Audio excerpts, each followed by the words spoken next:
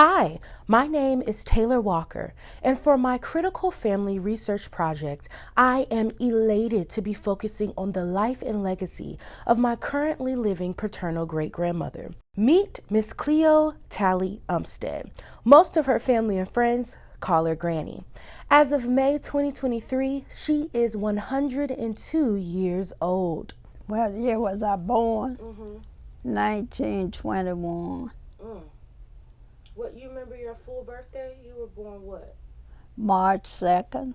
1921.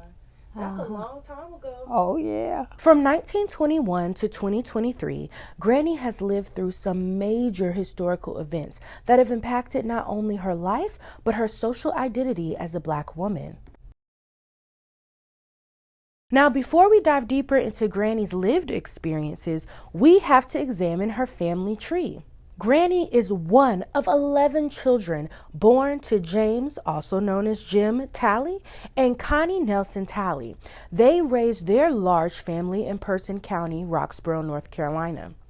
With a family tree with so many roots and fruit, you can infer I have a large extended family. My fourth cousin, who I call Aunt Quincy, is one of the historians of the family. She provided me with two of my foundational research components for this project. The Heritage of Person County 1981 edition, published by the Person County Historical Society, and her personal family history photo book. Jim and Connie were self-educated people, as their formal education was limited to advanced elementary school. They both were able to read and write, and Jim had a high level of mathematics skills. Jim and Connie were staunch believers in education and provided all the opportunities they could to their 11 children. 8 children completed high school, and 6 went on to college, with 5 graduating with degrees. The Talleys were reared in a Christian atmosphere. They gathered around a large kitchen table for Sunday school and prayer. Farming was a predominant way of life for Jim. After working as a sharecropper for a short time, he went on to purchase the majority of the white-owned farmland he once worked on, and later went on to purchase 2 other properties. Jim employed a number of relatives and friends and helped them build livelihoods for their families. Throughout the years, he produced a variety of crops, including tobacco, corn, cotton, wheat, cane, and clover. In 1940, representatives from the Vocational Division of U.S. Office of Education, Washington, D.C., surveyed the Talley farm to obtain ideas and data that could go into a federal publication to be used in directing farm families in the South through adult, part-time, and all-day classes to ways of providing an adequate food supply for their consumption. In 1943, as a result of this survey, a 53-page booklet entitled Negro Farm Families Can Feed Themselves was published by the U.S. government printing office. During Granny's interview, Granny noted that she was not really directly affected by the Great Depression, as her family was very self-sufficient. I absolutely love hearing the stories of the elders. It is a blessing to be able to personally interview my great-grandmother. So I planned a special trip to see her in an effort to research more for this project. On my journey driving from Winston-Salem, North Carolina to Roxborough, North Carolina, I sometimes feel like I'm in a time capsule. When I take the back roads through rural North Carolina, I am reminded that we live in the deep South and the rich history of racism. Driving down the road, I see abandoned slave quarters, large Confederate flags, and Trump 2024 signs.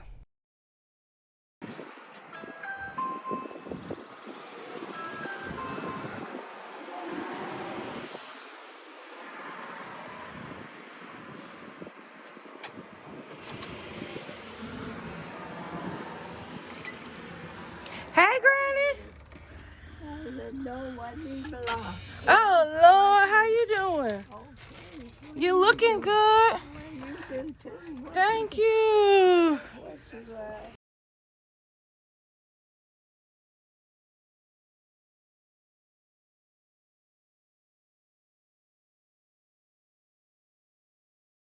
Race and racism.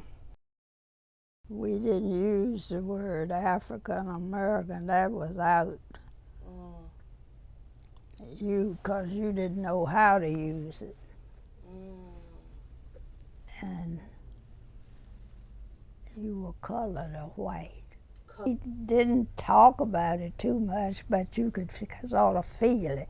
Our experiences at school was the first that I knew what it was, but it was undercover stuff because white folks were working, black folks were working for white folks, and they were treated badly.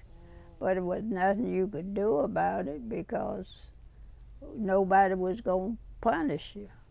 Right. You were just being treated badly, and as somebody with a better heart and an understanding got into the situation. We never worked on another person's farm. He worked on his. And you went to their house, and that's what I could never understand. We'd be together all the week, eating out at each other's house. Oh, white people? Yeah. It was, I mean, you didn't go sit down to the table, but you ate together, like farmers did. But you couldn't go to their house and eat.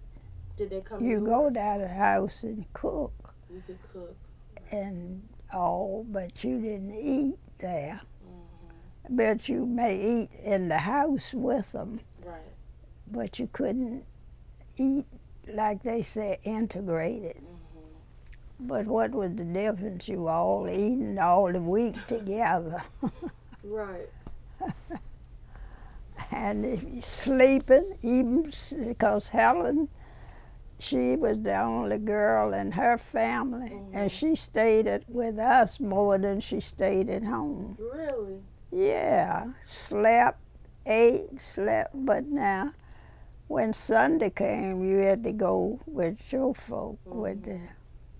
When we did start going, you were just like, you play together all the week.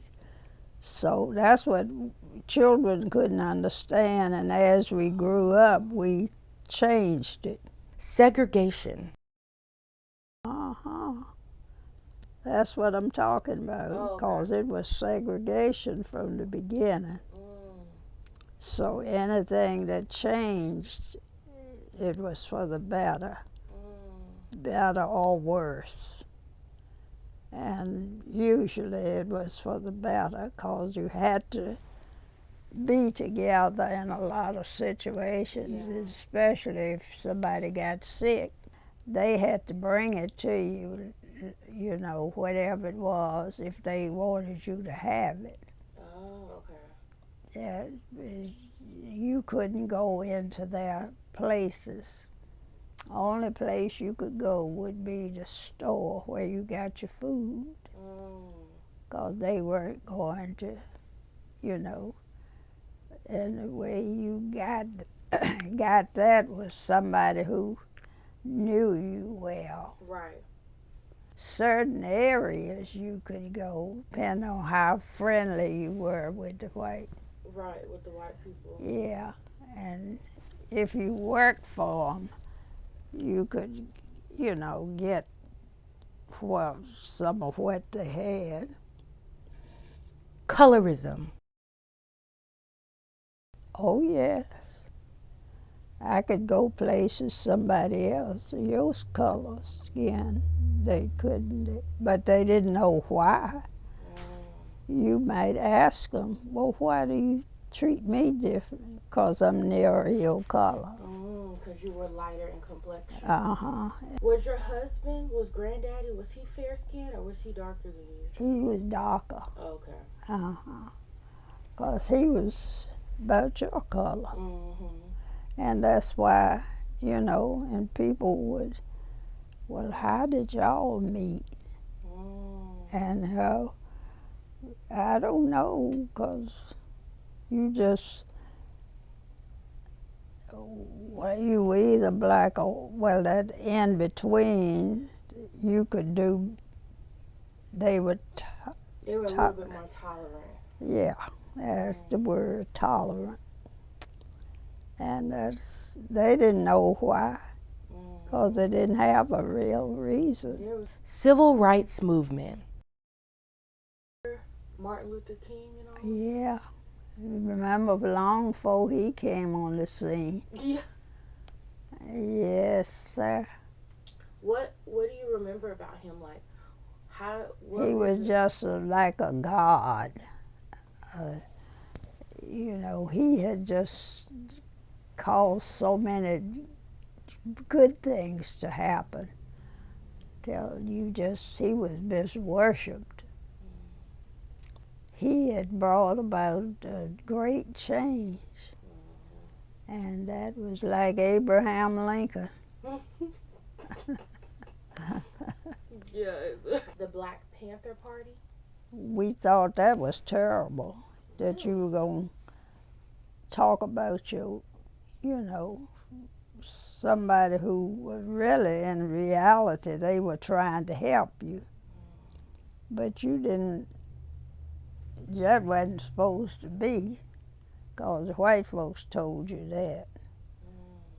So that's why it was looked, frowned upon. In fact, they didn't, you know, they said that's why they call segregated.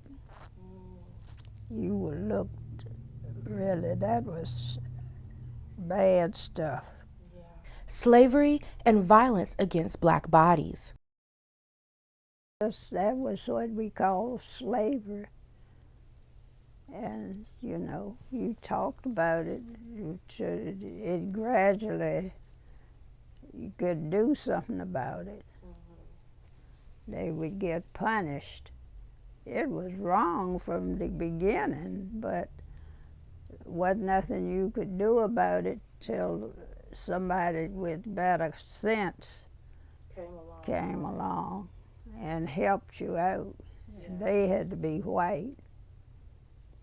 And so that's how that was. Yeah, well, certain things brought about lynchings. You just, whites and blacks, that was the way, and they did it publicly. If you certain, like a crime, and what they was doing it about wasn't no crime, but it was to them. They were trying to keep you from, as they say, integrating. Because they saw what it was heading toward.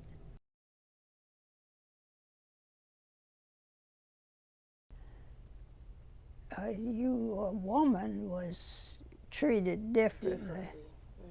Yeah. A man was treated poorly. I'll put it that way. Colored men? Huh? Are you saying colored men? Yeah. Because they were more tolerant of a woman, because she was in their homes doing for them. Yeah. And they were, you know. And they were used to they were used to you. And they weren't afraid of you, but they were afraid of the black man, like he was going to eat them or something. Which is crazy, right? Mm-hmm. You know it was crazy. And then when it finally broke down, then here you are able to look at one, because I remember when the black man couldn't even look at, he'd get where a white woman was, he had to keep his head down all the time. It was just that stupid. Women didn't go out unless you were teaching. A teacher was, and then if you had to go into a person's home to work, that was looked down upon. So, but Papa never let us go, because he could afford, you know, not to. He never let us go into no white person's home to Right. work. Did any of the girls in your family go to school? Because I know your daughter did. My grandma did. Yeah, everybody. Ruby went. Ruby went to college too? Yeah, she was the first one to go to college, but didn't everybody wasn't able to send the children because it costs. But Papa was sent Ruby. She was the one that, well, Aunt Earl, his sister, was one of the first ones. Papa sent her to school. And then as they came out, you know, and they started helping each other. That's how that worked. They went to they went to historically black colleges, right? Uh-huh. Yeah, they did. Oh, that was a long time before they started integrating. Yeah. Considered uppity, because you were able to go out of the county to go to school. And we had to pay for that. When you had to start paying, you were considered well-to-do. Did you want to go to school? I was courting. I wanted to get married. You leave home and go with the man's home. So when you got married, you and Grandpa bought this house, right? Yeah. How was that? That was good. He was teaching, and I was able to stay at home.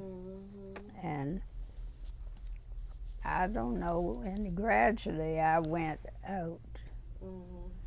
But I didn't ever work in anybody's home. I had to stay in my home. Right. Because you weren't, well, Papa just wasn't going to have that. Yeah, We knew that. Did you wanted children? Yeah, because I loved babies. And I reckon because I had tended to so many. To so many. I know, in the house, right? Yeah. So you helped raise your brothers and sisters. Oh, yeah. On May 13th of 1940, Granny married my great-grandfather, Mr. Brisbane Hilliard Umstead. They had a beautiful and intelligent daughter named Phyllis, who would one day be my grandmother. Phyllis married U.S. military policeman Mr. Freeman Walker Jr. They had a son named Freeman Walker III. Yes, my dad, who went on to marry Miss Kimberly Walthall from Atlanta, Georgia, and they had me. Racial identity is a complex social construct that is always and forever changing. Through this research and creation for the projects, I was able to further identify how my granny became who she is, and ultimately how it has impacted the woman I am today.